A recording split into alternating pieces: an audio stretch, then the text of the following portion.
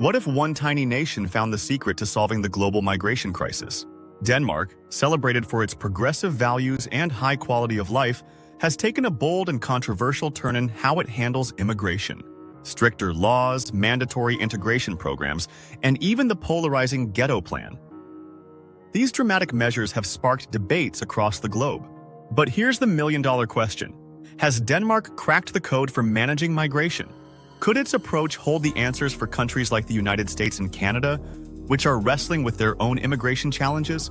Or is this model a ticking time bomb, risking division and compromise on core values?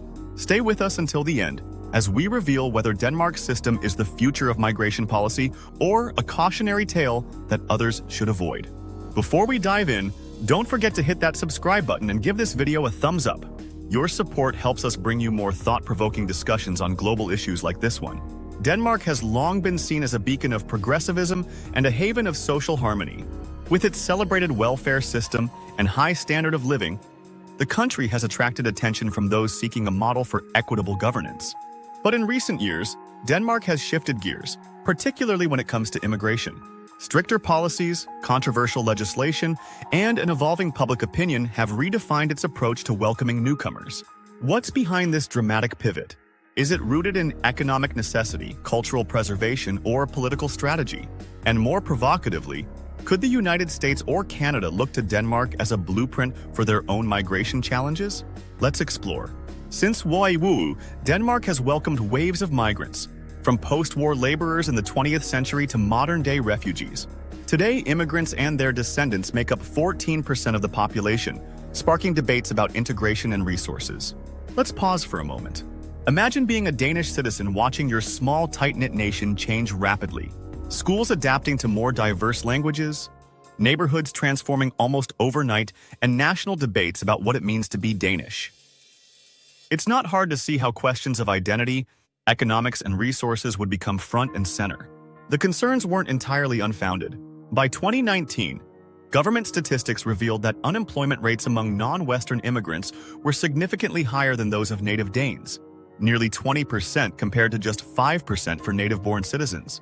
And while many immigrants contributed to Denmark's economy, others required support from the welfare system, leading some to wonder, could the country sustain its famed social safety net? Adding fuel to the fire were stories, sometimes exaggerated, about rising crime rates and social tension in areas with dense immigrant populations. Politicians, especially from right-leaning parties, were quick to seize on these fears, linking migration to Denmark's challenges and calling for stricter policies. The policies, restricting the welcome mat. By 2019, Denmark had shifted from being a haven for immigrants to becoming one of Europe's strictest nations in migration policy. The new measures were tough, even controversial, but they resonated with a population eager for change. One of the most talked about changes was Denmark's decision to reassess refugee status regularly. Imagine fleeing a war zone, building a new life in Denmark, only to be told years later that you might have to return because your home country is now deemed safe. Critics called it inhumane, but supporters argued it was a necessary step to ensure the system wasn't overwhelmed. Then there's the Ghetto Plan, a term that has drawn sharp criticism. Introduced in 2018, the plan targeted neighborhoods with high concentrations of immigrants, enforcing measures like mandatory language classes for residents and restrictions on housing options. Some saw it as an attempt to foster integration. Others felt it stigmatized communities, further deepening divisions. But here's the real kicker. Denmark even passed legislation allowing asylum seekers to be relocated outside Europe while their cases were processed. Think about that for a moment. Denmark essentially outsourced the asylum process, a move both applauded for its boldness and criticized for shirking humanitarian responsibilities. Here's where it gets interesting. Denmark's approach isn't just about controlling numbers. It's about redefining what it means to be Danish. Politicians have been clear. Integration is not just a goal, it's an expectation. If you want to live in Denmark, you must contribute to its society, learn its language, and embrace its values. The question is, does this work? Could countries like the United States or Canada take notes from Denmark's playbook? Or would such policies clash with their own cultural norms? After all, Denmark is small, with a population of just under 6 million. Scaling such policies to nations with diverse, sprawling populations might be easier said than done. Denmark's welfare system has long been the envy of the world. free healthcare, generous parental leave, and comprehensive unemployment benefits. It's a system built on trust, high taxes, and a social contract that assumes everyone contributes their fair share. But migration has added a new layer of complexity to this delicate balance. Let's dig into the numbers. By 2021, migrants and their descendants made up roughly 14% of Denmark's population, with significant contributions coming from Turkey, Syria, and Somalia. While many of these individuals have successfully integrated into the labor market, others face significant barriers, such as language proficiency and the recognition of foreign qualifications. As a result, non-Western immigrants are overrepresented in welfare statistics, with reports showing that nearly 50% of non-Western immigrants rely on some form of public assistance compared to just 17% of native Danes. Here's where the challenge lies. Denmark's welfare state was designed for a relatively homogeneous population with shared cultural norms. The influx of newcomers, each with unique needs, has stretched this system. Supporters of stricter policies argue that without reform, Denmark risks undermining the very foundation of its social safety net. But let's not paint with too broad a brush. Many migrants play a critical role in Denmark's economy, particularly in industries facing labor shortages. Take healthcare, for example. With an aging population, nearly 20% of Danes are over 65. Foreign-born workers have become essential in filling gaps in hospitals and elder care facilities. In fact, without migrant labor, some sectors would struggle to function. This dynamic creates a fascinating paradox. On one hand, migrants are seen as a strain on resources. On the other, they're indispensable to keeping the economy running.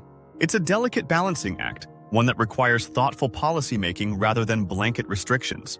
No discussion about migration is complete without addressing one of the most polarizing topics: crime. Danish media and political discourse often focus on the overrepresentation of certain immigrant groups in crime statistics. And while data does show disparities, it's crucial to understand the broader context. Poverty, unemployment, and social exclusion are significant drivers of crime, not ethnicity or migration status alone. That said, public perception can be a powerful force. When citizens feel unsafe or believe that migration is linked to rising crime, it erodes trust in government and fuels divisive narratives. This perception has shaped Denmark's hardline policies, as leaders seek to reassure their constituents that they're prioritizing safety and social order. Here's where the comparison gets interesting. The United States faces similar debates, particularly around its southern border, while Canada is often lauded for its inclusive migration policies. Yet even in Canada, concerns about crime and cultural integration occasionally surface, proving that these challenges are universal. Denmark's story is as much about its future as it is about its present. By tightening migration rules and emphasizing integration, Denmark is attempting to safeguard its welfare state and social cohesion. But the ripple effects of these policies raise critical questions. Are they sustainable? Do they truly address the root causes of societal tension? Or do they risk alienating those they aim to integrate? And what about larger nations like the US and Canada? Could a Denmark-inspired model work? Or would it clash with their more expansive and multicultural identities? These are the questions policymakers worldwide must grapple with as they navigate the complexities of migration in the 21st century. When it comes to migration, Denmark and Sweden offer two strikingly different paths. While both countries share a border and a commitment to social welfare, their approaches to migration and integration couldn't be more distinct.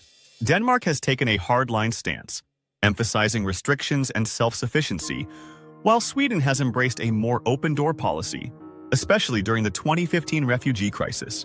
So, which model works better? And what lessons could the US or Canada draw from these two contrasting approaches?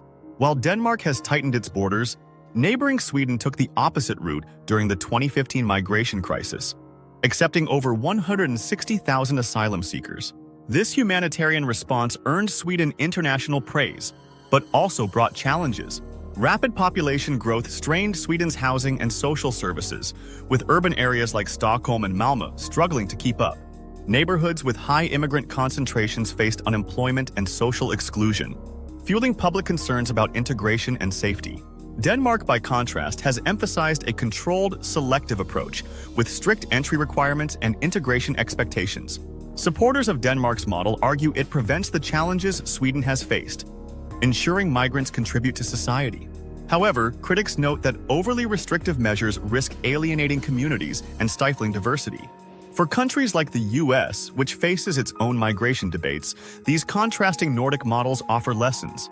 Could Denmark's emphasis on self-sufficiency or Sweden's inclusivity be adapted to larger, more diverse nations?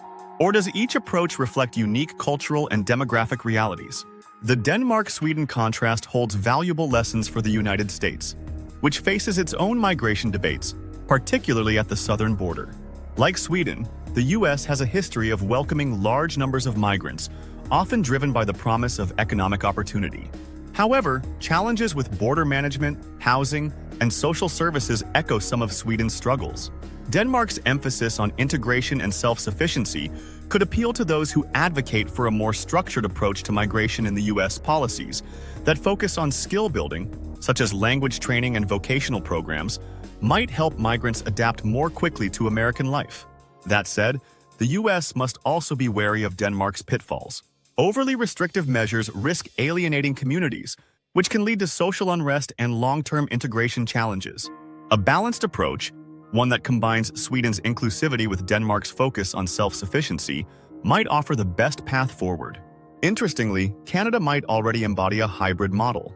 With its points-based immigration system, Canada prioritizes skilled workers who can contribute to the economy while also maintaining robust refugee programs. This blend of inclusivity and pragmatism has earned Canada a reputation as one of the most migrant-friendly nations in the world. Yet even Canada faces integration challenges, particularly around housing affordability and labor market access, issues that resonate with both Denmark and Sweden. As global migration trends evolve, Canada may find itself looking to its Scandinavian counterparts for inspiration, particularly in areas like housing policy and social cohesion. The Denmark-Sweden contrast is as much about values as it is about policy. Should nations prioritize humanitarianism and inclusivity, or focus on pragmatism and self-preservation? And can there be a middle ground? Let us know your thoughts in the comments. Should the US and Canada lean towards Sweden's open-door policy, Denmark's structured approach, or forge a path of their own? And what does the future hold for these two Nordic neighbors as they navigate the challenges of migration in an increasingly interconnected world? And now, the million-dollar question: is Denmark's approach to immigration actually working? From one perspective, the answer is yes. Stricter policies have curbed migration numbers, safeguarded Denmark's welfare system, and improved employment rates among some migrant groups. But the human cost is undeniable. Policies like the Ghetto Plan risk stigmatizing communities, while the regular reassessment of refugee status undermines Denmark's humanitarian image. In short, Denmark's approach is a calculated trade-off: economic pragmatism versus inclusivity. It's a model that works for some aspects but raises questions about long-term social cohesion. As the world grapples with migration challenges, Denmark's approach sparks an important debate. Is it a blueprint for managing immigration, or a warning of what happens when the human element is overshadowed by political pragmatism? Before you go, let us know what you think. Should countries like the US and Canada adopt stricter policies like Denmark, or are there better solutions out there? Drop your thoughts in the comments below. We'd love to hear your take on this pressing issue. And don't forget to hit that subscribe button for more deep dives into global policies shaping our world. Give this video a like and share it with friends who love thought-provoking discussions. Your engagement helps us keep these conversations alive.